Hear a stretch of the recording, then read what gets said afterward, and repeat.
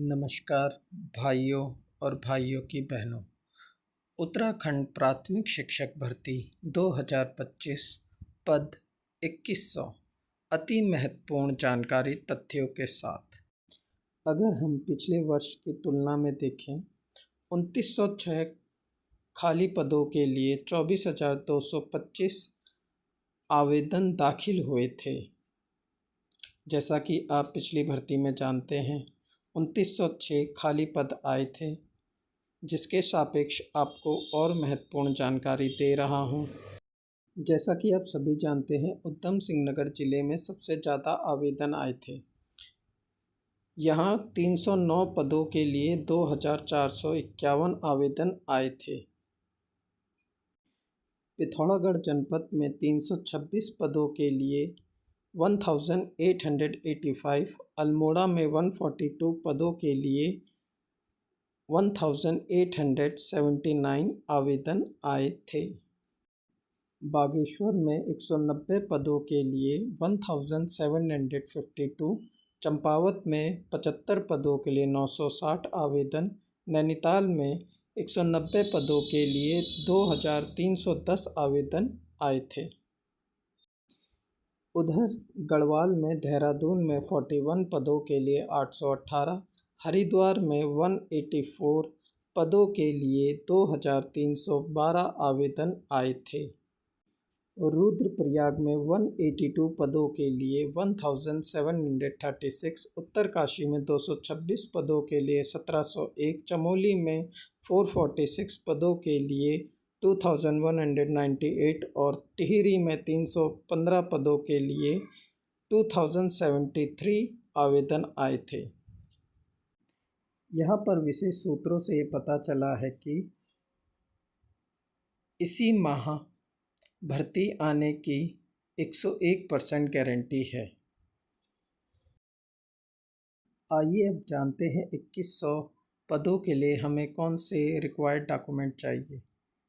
High school marksheet और certificate passing, class 12 में marksheet और high school passing certificate, graduation के लिए मार्कशीट सर्टिफिकेट और डिग्री, डीएलएड के लिए मार्कशीट सर्टिफिकेट और degree, UTET CTET paper first का मार्कशीट, आधार कार्ड, स्थायी प्रमाण पत्र जो उत्तराखंड का हो वही भर सकता है, कास्ट सर्टिफिकेट उत्तराखंड का, डिसेबिलिटी सर्टिफिकेट वो भी उत्तराखंड का होना चाहिए, EWS सर्टिफिकेट वो भी उत्तराखंड का, एम्प्लॉयमेंट रजिस्ट्रेशन नंबर वो भी उत्तराखंड का।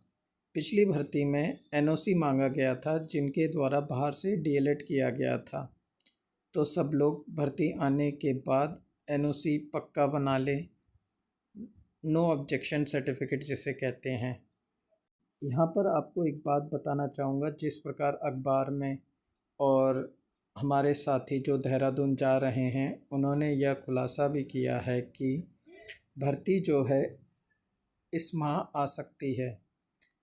इस माह नहीं भी आ सकती क्योंकि बहुत से लोगों ने यूटेट की परीक्षा दी है। हो सकता है वो कोर्ट भी जाएं क्योंकि उनके नंबर बढ़ के आए होंगे। बहुत से NIS वाले होंगे, बहुत से जो पिछली भर्ती में रह गए थे उन्होंने परीक्षा दी है। हो सकता है वो इन नंबरों के बावजूद यूटेट में अच्छे नंबर आने से उनकी गुणांक में बढ़ोतरी हो जाएगी। यहाँ पे ये भी बताना चाहूँगा कि ये जो भर्ती आ रही है इसमें कुल मिला के कैंडिडेट जो हैं वो भी 2200 से 2100 के बीच में ही हैं। डाइट के अगर हम लेके चलें, डाइट के कैंडिडेट अगर हम लेके चलें तो वह 350 से 650 के बीच में है। बाहरी राज्यों से जो पिछली बार कैंडिडेट बच गए थे वो 150 से 200 के बीच में हैं, और अभी जिन्होंने बाहर से डीएलएड किया होगा वो भी 150 से 200 के बीच में होंगे। जो NIS वाले हैं जो भर्ती के एलिजिबल हो गए हैं वो भी ज़्यादा से ज़्यादा 1200 या 1000 के बीच में होंगे। अगर इस भर्ती को सही प्रक्रिया के तहत सही क्रम में किया जाए तो हो सकता है सभी कैंडिडेटों का पीआरटी में सिलेक्शन हो जाएगा, मगर ऐसा हो नहीं सकता है क्योंकि बहुत से लोग फिर से सीट खराब करेंगे, पहला।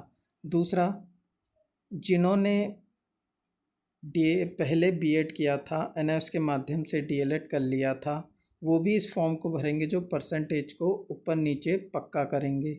डीएलएड वाले भी भरेंगे। जो पहले से नौकरी में लग चुके हैं, अपने घर से बहुत दूर होंगे, वो भी इसमें फॉर्म भरेंगे।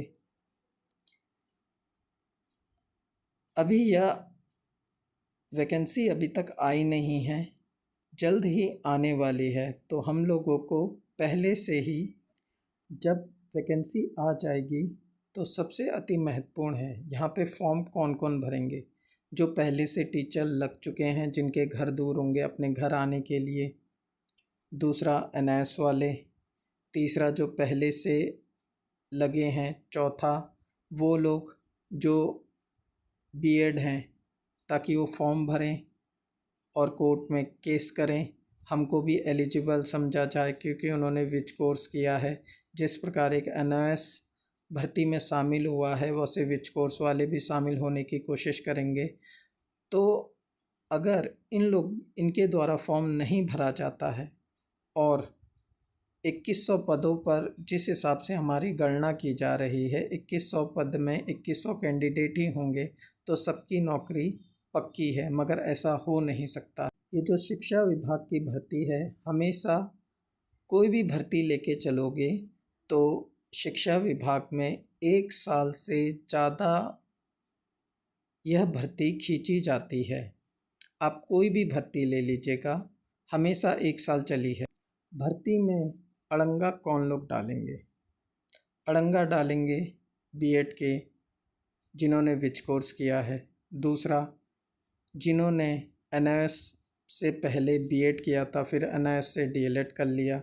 तीसरा, जिन लोगों ने यूटेट की परीक्षा अभी दी है, वह चाह रहे थे कि हमारा भी गुणांक 70 से ऊपर बन जाए या 65 से ऊपर बन जाए, जिससे वह अपनी नौकरी को सुनिश्चित कर सकें।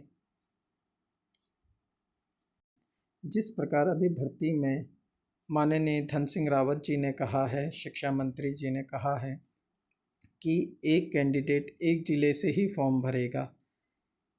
इस विषय में अगर आपको कोई जानकारी है तो प्लीज़ कमेंट में बताइएगा। और यहाँ पर एक और महत्वपूर्ण जानकारी देना चाह रहा हूँ आप सभी। तथ्यों से पता चला है कि अब की बार वैकेंसी जो आ रही है वो साइंस और आर्ट्स को लेके आ रही है। पहले की भर्ती में सब्जेक्ट वाइज हो रहा था, जिसके कारण बहुत से कैंडिडेट ऐसे थे जो लो परसेंटेज में भी भर्ती हो गए। तो अब की बार 50-50 कर दिया गया है।